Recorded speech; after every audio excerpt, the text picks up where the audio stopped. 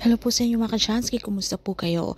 At ngayong araw na ito ay meron naman po tayong bagong ipapahagi sa inyo na kung saan ito po ay mga simpleng paraan para masalo pang maka-attract ng good luck na yan sa pangyaman man o pananalapi.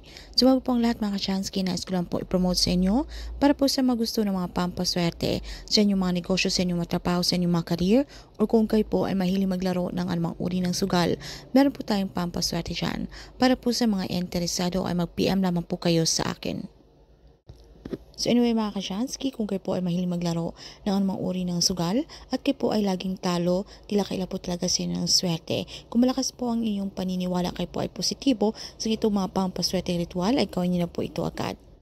Gawin nyo lamang po ito sa umaga between 6 to 8 a.m. Ito po yung pinaka-perfect timing na pwede po natin gawin ang ritual na ito. So maghanap po kayo ng parte sa inyong pamamahay na kung saan kayo po ay komportable na pwede nyo pong gawin ang ritual na ito na wala pong mga distraction para hindi po mawala ng bisa at tayo po ay makapag-focus. So gamit lamang po dito yung puting kandila mga ka-Chansky at isang dahon ng laurel. So bago po natin gawin, okay, yung ritual, sindihan nyo po muna itong ating kandila. And then dito po sa ating dahon ng laurel, isulat nyo lamang po ang ating sacred code number na kung saan na ito po ay pampaswerte sa anumang uri ng sugal na inyo pong sasalihan. So 0852008 mga ka-Chansky. And then pagkatapos, ito pong itong numero ay pwede po nating bilugan, okay? Bilugan nyo lamang po ito mga ka-Chansky dahil ang bilog po ay sumisimbolo po ng eternity o walang humpay na swerte ang mapapa sa inyo. Then, kunin nyo po itong ating dahon ng laurel, ilapat nyo po ito malapit sa inyong mga bibig. Ito po ay inyong bulungan. Bulungan nyo po ito ng inyong mga wishes, ang inyong mga kahilingan. Okay? Kung ano po ang inyong mga intensyon, kung bakit nyo po ginagawa ang ritual na ito. Then, pagkatapos maging positibo, i-claim, i-affirm nyo na po sa inyong mga sarili ang mga swerteng darating na ito. Sabitin nyo lamang po yung ating mantra, thank you universe, now I'm ready to receive the blessings. Then, pagkatapos, sunugin nyo lamang po itong dahon ng laurel doon po sa ating mga kandila, mga ka-Chansky.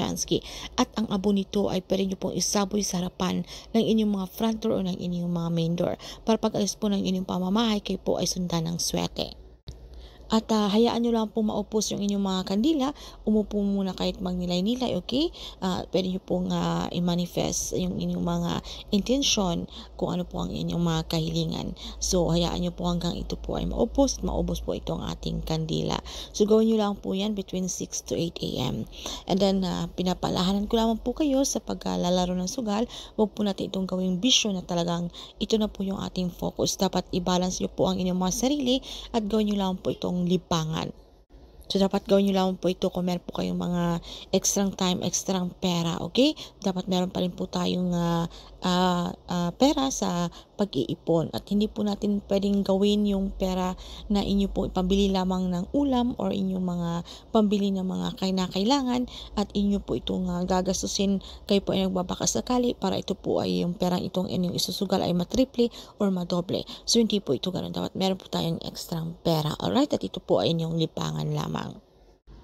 So, yun lamang po mga ka-Chansky. Kung meron po kayong mga katanungan or hindi man masyadong klaro sa topic na ito, ay paki-comment naman po sa ibaba. At bago po tayo magpaalam, ay nais ko lang po kayong paalalahanan sa mga tao pong nagme-message sa inyo na ginagamit po ang name or pangalan ng Janice Christian Vlogs, ay wag po kayong agad-agad maniniwala na sinasabing na kayo po ay or mamimigay ng GCash at tinatanong ang inyong mga GCash or inyong mga personal na mga identification mga ka-Chansky. So, dapat kayo po ay mag-ingat at wag rin po kayong basta-basta mag-click ng anumang link na kanilang isi-sendal. Meron na po akong isang follower na kanila pong na-hack yung account.